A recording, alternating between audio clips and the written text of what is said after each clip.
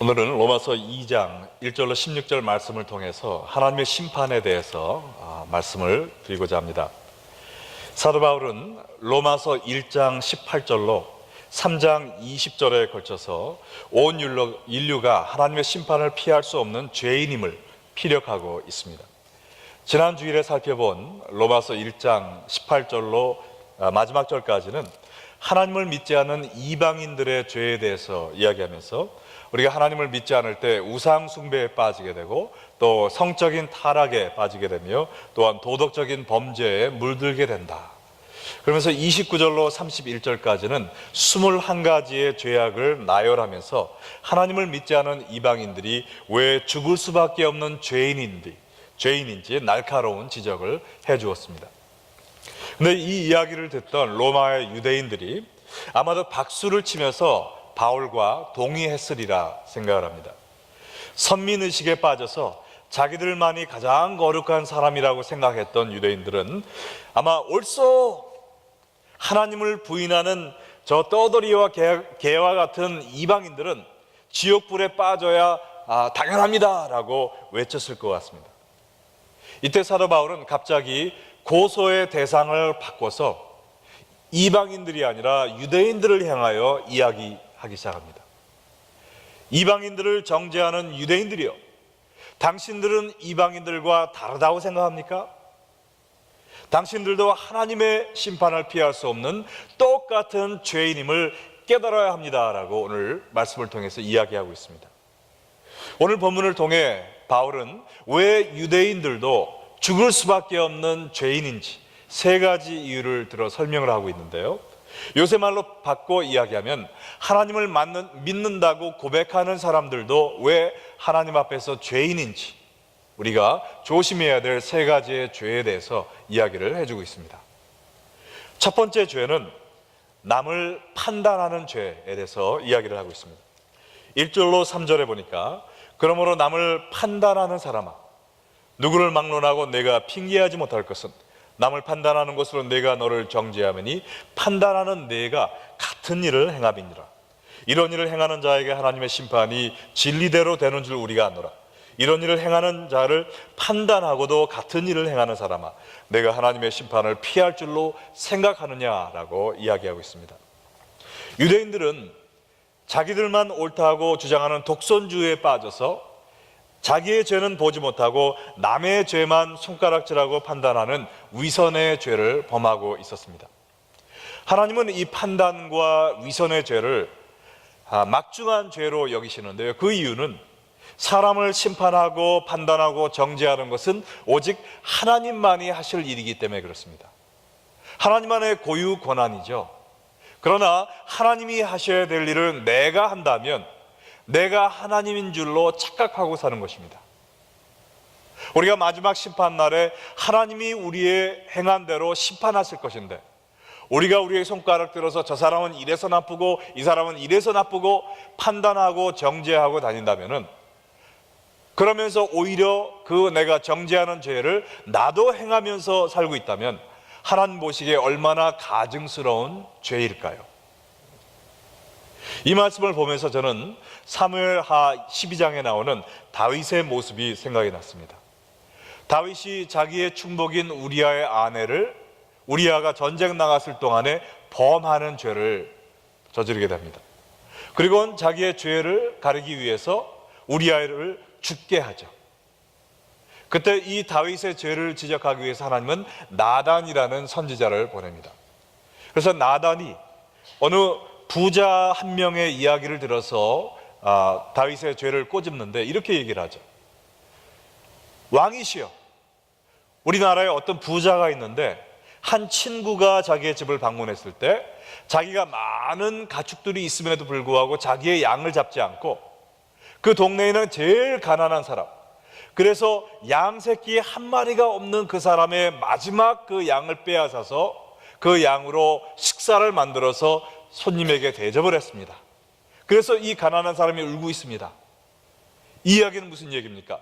많은 아내를 거느리고 있으면서도 사랑하는 아내 하나밖에 없는 자기의 충복 우리아의 아내를 범한 그 죄를 꼬집고 있는 것이죠.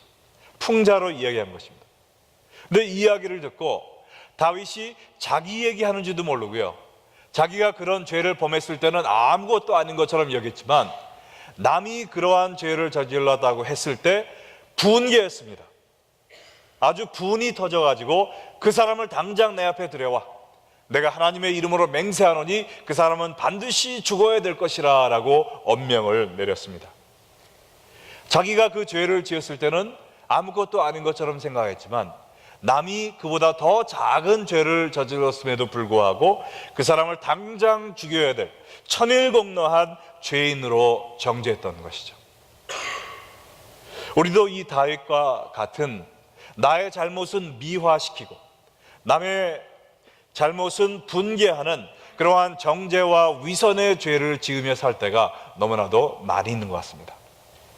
내가 하면 로맨스인데 남이 하면은 스캔들이 되죠. 내가 지각하면은 불가피한 일인데 남이 지각하면은 게으른 사람이 됩니다. 내가 화내면 뚜렷한 소신을 밝히는 건데 남이 화내면 옹졸한 사람이라고 욕하죠. 내가 아프면 업무로 인한 과로인데 남이 아프면 또 꾀병 피네 그러죠. 내가 약속을 어기면 너무 바빠서 그럴 수 있는 일이지, 남이 약속을 어기면 어떡합니까? 도대체 신용 없는, 믿을 수 없는 사람이야. 내가 상 받으면 당연한 일이지, 남이 상을 받으면 부정심사 아니야? 이렇게 나가죠. 내 자신에는 한없이 관대하면서 남에게는 깐깐한 태도로 애누리 없이 대할 때가 너무나 많다는 것이죠. 우리는 남을 보는 그런 눈으로 내 자신을 봐야 되고요, 나를 보는 눈으로 남을 보아야 될 것 같습니다. 왜냐하면 이렇게 나의 죄를 보지 못하고 남의 죄만 물고 늘어지는 사람에게는 하나님이 심판을 피할 수 없을 것이다 라고 말씀하셨기 때문에 그렇죠. 오늘 4절과 5절에 또 바울은 이렇게 얘기합니다. 혹 네가 하나님의 인자하심이 너를 인도하여 회개하게 하심을 알지 못하여 그의 인자하심과 용납하심과 길이 참으심의 풍성함을 멸시하느냐? 다만 내 고집과 회개하지 아니한 마음을 따라 진노의 날, 곧 하나님의 의로우신 심판이 나타나는 그날에 임할 진노를 내가 쌓고 있는도다 얘기를 합니다. 이 말은 무슨 말이냐면, 하나님이 너의 죄를 당장 심판하시지 않는 것은 네가 의인이라 그러는 것이 아니라 너에게 회개할 기회를 주시기 위해서 하나님의 인자를 보여주고 계신데, 그것을 마치 네가 의인이기 때문에 하나님이 심판 안 하시는 걸로 착각하고 오히려 남을 정죄하고 다니는 그런 죄를 범한다면 하나님이 우리를 심판하러 오실 때 네가 얼마나 큰 진노의 대상이 될지 알지 모르느냐, 얼마나 큰 하나님의 분노를 쌓고 있는지 알지 못하느냐, 이 말인 것입니다. 남의 잘못을 꼬집으며 다니지 말고 너나 잘하세요, 이 말을 하고 있는 것이죠. 여러분, 교회는요 영혼의 병원인 것입니다. 믿으십니까? 완전한 사람들이 오는 곳이 아니죠. 다 부족한 사람들이 우리의 망가진 하나님의 형상을 치유받고 회복시키기 위해서 오는 것입니다. 우리가 병원에 가면은 병자가 있는 것이 당연하죠. 병원에 치료받아 가서 이 병원에는 전부 다 아픈 사람밖에 없어, 나 이런 데 안 와, 그러면은 바보 아니겠습니까? 병원에 가서 자기의 잘못을, 아니 자기의 아픈 곳을 치료받는 것에 중점을 둬야지, 다른 사람은 여기가 아프고 저 사람은 여기가 아프고 다니면서 아픈 사람들 병만 흉보고 다닌다면 그 사람은 이제 정신병으로 가야 될 차례가 아니겠습니까? 우리가 병원에 왔으면 나의 아픈 곳을 의사한테 보이고 내 병이 낫기를 위해서 힘써야 되는 것입니다. 근데 저 사람은 저렇게 나쁘고 저 사람은 여기가 아프고 그러니까 저 사람 조심해 하면은 그것은 하나님 보시기에 기뻐하지 않는 모습이죠. 우리는 남의 아픔을 볼 때, 남의 상처, 남의 썩어져가는 부분을 볼 때는 어떻게 될까요? 우리의 영적인 치유를 해주시는 단 한 분, 하나님께 아뢰야 되겠죠. 하나님, 저의 아픈 곳을 고쳐주시는 하나님, 저 집사님, 저 권사님도 여기 아픈 데가 있나요? 썩어가고 있는 데가 있네요. 저분도 똑같이 사랑으로 고쳐주세요. 라고 하나님께 아뢰는 것입니다. 그리고 그분이 상처가 치유될 수 있도록 우리가 하나님의 간원이 되어서 그들의 상처를 싸매주는 것이죠. 그것이 하나님이 원하시는 영적인 병원인 교회에서 취할 우리의 행동임을 믿습니다. 여러분들 가운데 내 속을 볼 때는 의만 보이고 남의 속을 볼 때는 죄만 보이는 분 계십니까? 그거 큰 문제예요. 왜냐하면 내가 바리새인처럼 변화가고 있다는 것입니다. 내가 self-righteous해지는 그런 일로에 있다는 것입니다. 우리가 정신 바짝 차리고 회개해야 되겠습니다. 왜냐하면 이런 사람들은 하나님의 심판을 피할 수 없을 것이다 라고 하나님이 분명히 못 박아 놓으셨기 때문에 그렇습니다. 남들의 부족함은 하나님께 아뢰면서 그들을 치유해 주세요. 그리고 그들을 세워줄 수 있도록 노력하고, 그보다 먼저 나의 죄를 깨닫고 하나님께 회개하며 나아가는 사람, 그러한 사람들 하나님이 기뻐하시는 줄로 믿습니다. 자, 우리가 신앙생활 좀 한다는 사람들이 주의해야 될 첫 번째 죄는 바로 남을 판단하고, 거기서 하나 더 나아가서 남을 정죄하는 그 죄를 내가 짓고 다니는 그 모습이고요. 두 번째 우리가 조심해야 될 것은 악을 행하는 죄입니다. 오늘 6절 말씀 보면 하나님께서 그 행한 대로 보응하시되 그랬습니다. 하나님의 심판에 대해서 이야기하면서 믿음대로 갚아주시리라가 아니고 행한 대로 심판하리라 말씀하셨습니다. 우리가 구원을 받을 때 믿음을 통해서 받는 것이 아닌가요? 우리의 행위를 통해서 심판을 받는다면 믿음이 무슨 소용이 있겠습니까? 1장에서는 분명히 모든 믿는 자들에게 구원을 주시는 하나님의 복음에 대해서 부끄러워하지 않는다라고 얘기했는데, 왜 2장을 시작하면서 우리가 행한 대로 하나님이 갚아주신다라고 이야기할 수 있을까요? 근데 하나님이 이 행한 대로 갚아주시리라 라고 하시는 이 말씀은요, 여기만 나오는 게 아니고 구약에도 나오고 신약에도 나오고 요한계시록에도 나오고 무려 20번이나 약속된 말씀입니다. 우리가 경히 여겨서는 안 돼요. 믿기만 하면 다 된다라고 얘기하면 안 됩니다. 왜냐하면 예수님도 말씀하시기를 나더러 주여 주여 하는 자마다 천국에 들어갈 것이 아니라 내 아버지의 뜻대로 행하는 자라야 천국에 들어가리라 라고 말씀하셨잖아요. 우리가 행위를 무시하면 안 됩니다. 자, 그러면 무엇인가요? 우리가 믿음으로 구원을 받습니까? 아니면 행위로 구원을 받습니까? 자, 이것을 확실하게 정리를 해드리겠는데요, 영어로 얘기하면 이렇습니다. By grace, through faith, for good works. 하나님의 은혜에 의지하여 믿음으로 선한 행실을 위하여 구원받는 것입니다. 이것이 구원의 3대 그 중요한 요소라고 믿습니다.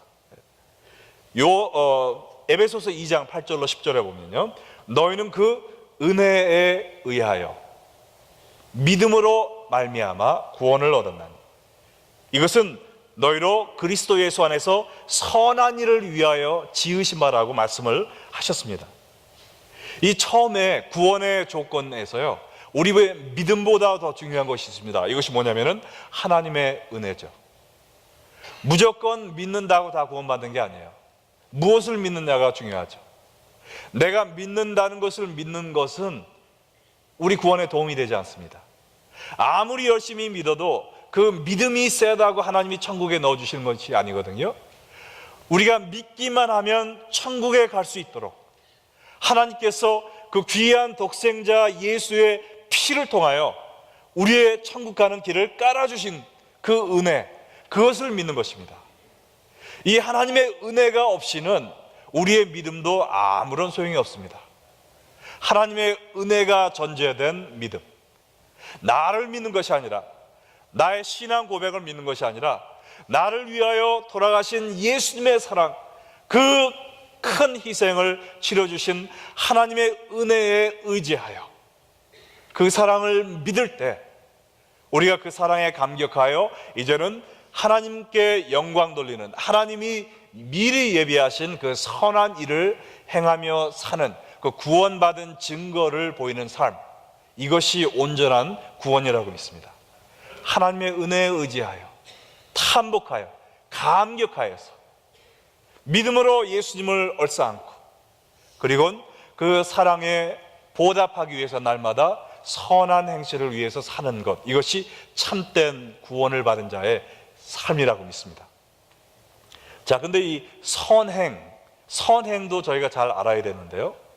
자, 선한 행실로 우리가 심판을 받으리라고 그랬는데, 세상에서 이야기하는 선행과 예수님이 원하시는 선행에는 분명한 차이가 있습니다. 세상에서 돈 많은 사람들이 자기를 으쓱대고 과시하기 위해서 막 선행을 많이 하고 자기의 이름이 올라가고, 그런 것이 하나님이 원하시는 선행인가요? 아닙니다. 오늘 우리의 본문의 말씀으로 돌아가서 7절과 8절에 보면 하나님이 원하시는 선행이 무엇인가 잘 나타나고 있습니다. 참고 선을 행하여, 어떤 선입니까? 영광과 존귀와 썩어지지 아니함을 구하는 선행입니다. 다시 말해서 하나님이 원하시는 선행은 우리의 선행을 통하여 하나님께 영광이 올라가는 것입니다. 하나님이 존귀케 되게 만드는 선행입니다. 이 땅을 보고 살던 우리로 하여금 이제는 썩지 아니할 하늘을 향해 살게 하는 것이 바로 하나님이 원하시는 선행이라는 것이죠.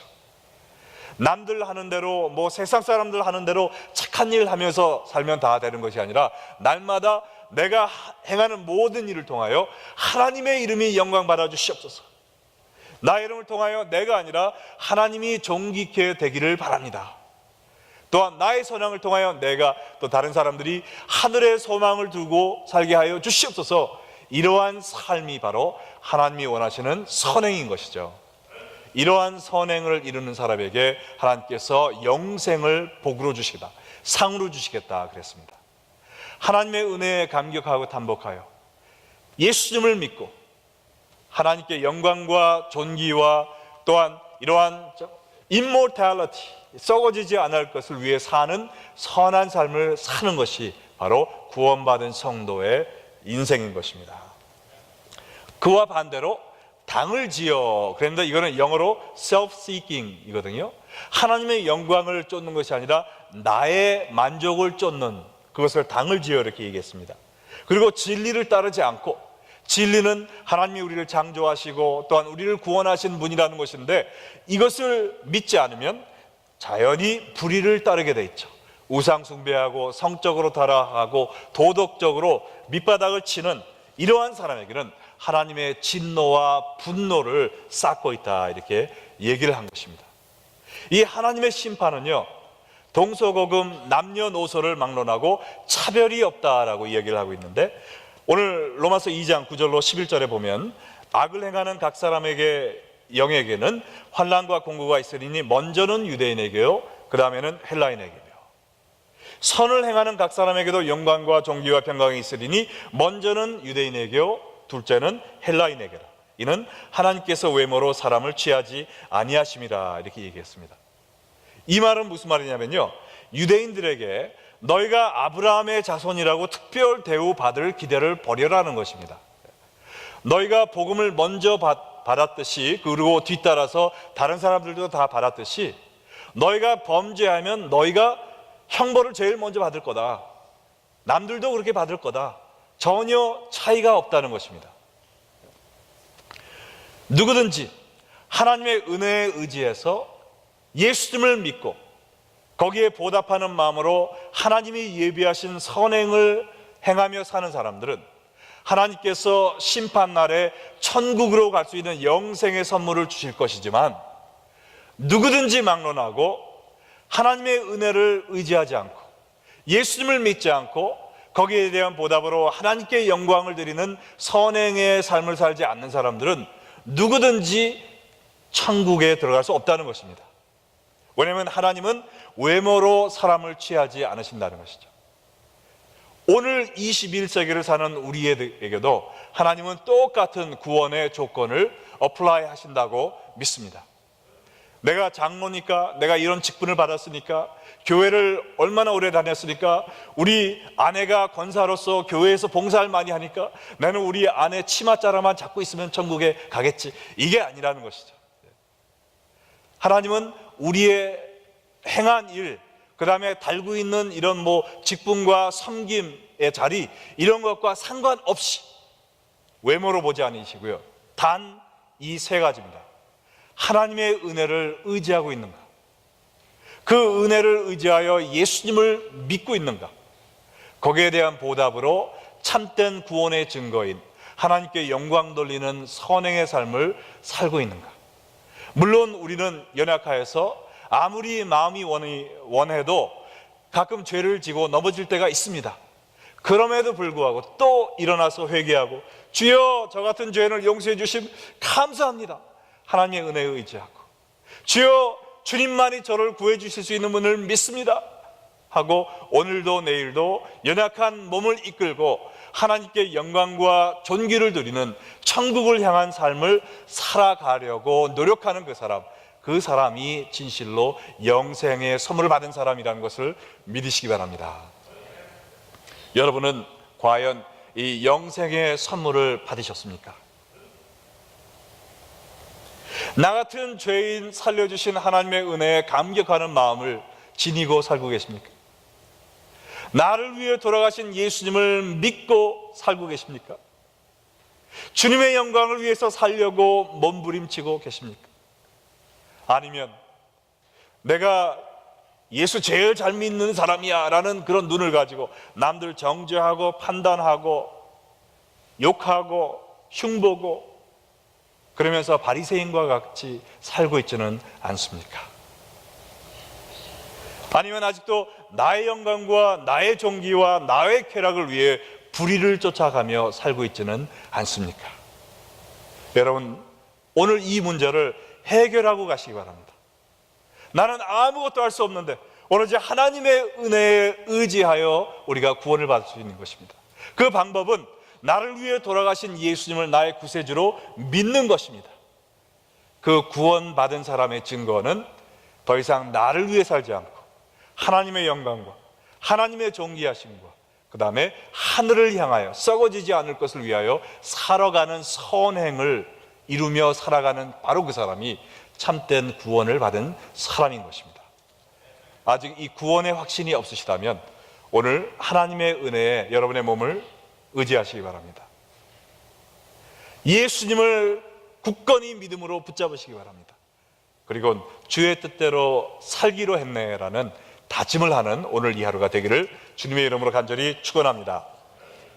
마지막으로 우리가 조심해야 될 것은 율법 혹은 양심을 거스르는 죄입니다. 12절로 15절에 보면 참 이해하기 쉽지 않은 그러나 중요한 그런 말이 나오는데, 율법 없이 범죄한 자는 율법 없이 망하고 율법 있이 범죄한 자는 율법으로 말미암아 심판을 받으리라. 율법을 듣는 것이 의인이 아니라 율법을 행하는 것이 의인이다, 이렇게 얘기하면서 15절에 이런 이들은 마음이 그 양심이 증거가 되어서 그 생각들이 서로를 고발하며 그 마음에 새긴 율법이라고 그랬어요. 이 모세가 바른 돌판에 새긴 율법이 아니라 마음에 새긴 율법의 행위를 나타내니라 그랬습니다.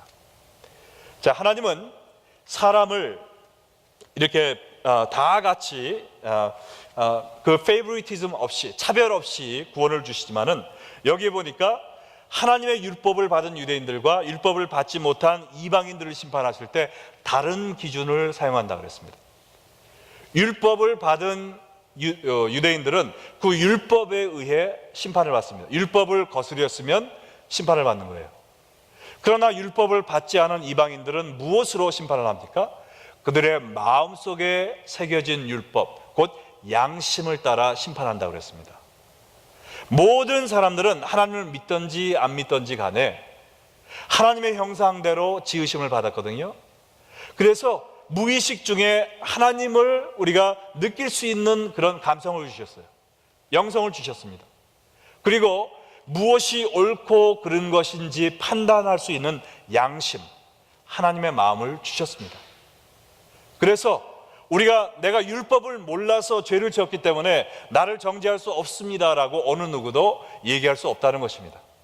그 마음에 새긴 양심을 따라 정죄를 받는데, 이 말은 예수님을 몰라도 양심의 가책만 없이 살면 천국에 갈 수 있다, 이런 말은 아니죠. 왜냐하면 어느 누구도 율법을 한 번도 어기지 않고 사는 사람이 없듯이 이 세상 어느 누구도 자기의 양심에 정말 한 번도 가책이 되지 않는 그러한 삶을 사는 사람이 있을까요? 없을까요? 없죠. 우리의 생각으로만 짓는 죄가 얼마나 많은데요. 그래서 이 말은 예수님 없이도 양심대로만 살면 천국 간다, 그런 것이 아니고, 율법이 있는 사람은 율법의 고소함으로 말미암아 죽을 수밖에 없는 영혼이 되고, 율법을 받지 못했다 할지라도 우리의 양심의 고소를 통해서 우리는 지옥에 갈 수밖에 없는 죄인임을 고백할 수밖에 없다는 사실을 이야기할 수 있는 것입니다. 야고보서 2장 10절에 보면 누구든지 온 율법을 지키다가 그 하나만 범해도 모두 범한 자가 된다고 그랬어요. 이것이 하나님의 기준입니다. 하나님은 온전히 거룩하신 분이기 때문에 조그마한 티끌만한 죄를 가진 사람도 천국에 들여보낼 수가 없어요. 왜냐하면 우리 마음속에 이렇게 좀 데모할 수 있잖아요. 하나님, 완전한 사람이 어디 있습니까? 남들보다 적게 죄 지었으면 좀 들여보내 주시죠. 들여보내 주세요 하면서 막 떼쓰고 싶지만, 하나님이 여러분이 떼쓰는 거 보고 천국에 들여보내 줬다고 생각을 해보세요. 그러면 어떻게 됩니까? 천국에 죄가 있는 거예요. 죄가 있는 곳이 천국이라고 얘기할 수 있습니까? 그렇기 때문에 조금의 죄악도 하나님은 용납하실 수가 없는 것입니다. 하나님은 완전히 거룩하신 빛이기 때문에 조금의 어두움도 천국에 허락하실 수가 없는 거예요. 그렇기 때문에 조그만 죄를 어긴 사람도 99점 맞은 애나 50점 맞은 애나 100점 못 맞는 것은 다 똑같은 거잖아요. 그것처럼 완전하지 않은 사람은 천국에 갈 수가 없는 것입니다. 이것이 하나님의 의이고 우리를 향한 하나님의 뜻입니다. 그러면 우리는 어떡하죠? 큰일 났네요. 이거 율법을 받았든지 안 받았든지 간에 우리는 다 죄인입니다. 율법을 몰라서 나는 죄를 안 지었어요 라고 핑계댈 수 없다는 말입니다. 꼼짝없이 지옥에 갈 수밖에 없는 그러한 암울한 상태에 빠질 수밖에 없습니다. 근데 오늘 본문의 마지막 절에서 한 줄기의 빛이 비치기 시작합니다. 희망의, 소망의 빛이 막 나오는데요, 16절 한번 다 같이 읽겠습니다. 곧 나의 복음에 이른 바와 같이 하나님이 예수 그리스도로 말미암아 사람들의 은밀한 것을 심판하시는 그날이라 그랬습니다. 오늘 우리가 읽은 또 살펴본 이 모든 하나님의 심판이 언제 이루어지느냐? 하나님께서 예수 그리스도로 말미암아 우리의 은밀한 것을 심판하시는 그날에 이루어지는데, 그것이 복음에 이른 바와 같이 이루어진다고 그랬습니다. 근데 이 말이 예수님이 우리를 심판하신다는 그 말인가요? 말 뜻을 보면 그런 것 같은데 거기에 위안이 되지가 않아요. 우리는 죄인인데 하나님이 심판하실 것인데 그거를 예수님을 통해 심판하신다, 별 감동이 되지 않습니다. 은혜가 되지 않아요. 하나님한테 매맞으면 더 아프고 예수님한테 매맞으면 덜 아픈가요? 근데 이 말을 우리가 자세히 은혜로 해석을 해보면, 복음으로 그리스도로 말미암아 심판하는 것이 무엇일까? 이것은요, 예수님이 우리를 심판하신다는 그 뜻도 있지만 더 중요한 뜻이 무엇이냐면, 우리가 예수님을 믿었는가 안 믿었는가에 따라서 심판하신다는 것입니다. 예수님이 우리를 심판하시는 잣대가 된다는 것이죠. 우리가 선행을 얼마나 쌓는 것이 아니고 예수님으로 인하여 우리 안에 예수님이 있는지 없는지, 우리의 죄가 예수님의 피로 덮여 있는지 안 덮여 있는지, 거기에 따라서 우리를 심판하시겠다. 이것이 바로 복음 아닙니까? 나의 혼자의 힘으로 노력으로 구원받을 수 없는 죄인이지만, 율법이 있든지 없든지 간에, 교회 다니든지 안 다니든지 간에 하나님 앞에서 심판을 피할 수 없는 꼼짝없이 지옥에 가야 될 죄인이지만, 예수 그리스도의 보혈로 인하여 그 기쁨의 복된 소식 굿뉴스를 통하여 내가 구원받을 수 있다는 이 사실, 이것이 바로 우리로 하여금 하나님께 감사하게 하고 찬양하게 하고 오늘 예배드리게 하는 그 하나님의 은혜 아닙니까? 모두 죽을 수밖에 없지만 예수님이 우리의 죄값을 보혈이라는 아주 비싼 값으로 치러 주셨기 때문에 우리는 당당하게 주 앞에 나갈 수 있다는 것이죠.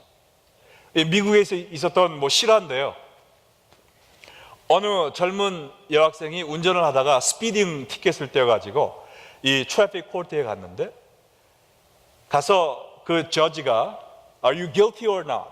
했더니 I'm guilty, 자기의 스피딩을 시인을 했다고 합니다. 그랬더니 그 저지가 이렇게 딱 100불 벌금 이렇게 써서 딱 줬는데, 그 주고 난 후에 그 저지가 그 옷을 벗더니 내려와서 자기의 지갑을 꺼내서 100불을 딱 내주고 잘 가 하면서 등을 두드려줬다고 그래요. 그래서 이 젊은 아가씨는 돈도 안 내고 모든 것이 깨끗하게 되어서 집으로 갔다고 그럽니다. 왜겠어요? 사람들은 요새도 저렇게 마음씨 좋은 재판관이 있나 했지만은 그 재판관은 그 딸의 아버지였다는 사실이죠. 그러니까 저지로서 그 죄를 정죄할 수밖에 없지만, 그러나 그 죄값은 내려와서 자기가 치러줬다는 것입니다. 이와 마찬가지로 우리가 하나님 앞에서는 피할 수 없는 죄인입니다. 목사든 장로든 권사든 집사든 아무 상관없이 우리는 모두 다 하나님 앞에 피할 수 없는 죄인입니다. 어느 누구도 더 나은 사람이 없어요. 우리가 옆에서 볼 때는 저 사람이 좀 더 의의가 난 것 같지만, 우리가 비행기 타면은요 1층 집이나 3층 집이나 100층짜리 건물이나 다 성냥갑입니다. 하나님의 의의 눈으로 볼 때는 50보 100보예요. 내가 잘난 것처럼 남을 정죄하는 사람 얼마나 꼴불견입니까? 그러나 하나님께서 우리의 죄를 정죄하실 수밖에 없으나 우리를 사랑하시는 아버지시기 때문에 100불이 문제가 아니라 우리의 생명을 치러야 되는 그 죄값을 예수님의 보혈을 통해서 다 지불하셨기 때문에 이제는 우리는 가벼운 마음으로 모든 죄를 용서받고 하나님께 달려나갈 수 있는 것입니다. 이것이 하나님의 은혜인 것이죠. 여러분, 나중에 우리가 죽으면은요 성경에 보면은 두 종류의 심판대가 있습니다. 요한계시록 20장에 나오는 백보자 심판이 있거든요. 백보자 심판은 거기에 가는 사람들은 전부 다 지옥불로 향하는 그런 모습을 보게 됩니다. 그래서 이 백보자 심판은 예수님을 믿지 않았던 사람들이 죽음의 부활, 심판의 부활로 살아나서 그 심판대에 서는 것입니다. 이것은 우리가 상을 받는 것이 아니고 지옥으로 다 가긴 가는데 우리의 형벌이 얼마나 심할 것인가를 판단해 주는 백보자 심판이에요. 그러나 우리가 다른 성경 부분에 보면, 예를 들어서 고린도후서 5장 10절에 보면 그리스도의 심판대가 있습니다. Great Throne of Christ. 여기 오는 사람들은 모두 다 천국으로 가는 거예요. 우리가 선행을 얼마나 했던지 못했던지 상관없이 하나님의 은혜에 의지하여 우리가 하나님을 믿을 때, 그리고 그 보답하는 마음으로 주의 영광을 위해 살려고 노력했을 때 우리가 아무리 실수를 한다 할지라도 예수님의 보혈로 인하여 모두 다 구원을 받는 심판대입니다. 여기서는 뭐가 결정되느냐? 우리가 얼마나 하나님께 영광 돌리는 선행의 삶을 살았느냐에 따라서 우리가 받는 그 상급이 결정되는 것입니다. 우리가 두 가지의 부활이 있습니다. 두 개의 심판대가 있습니다.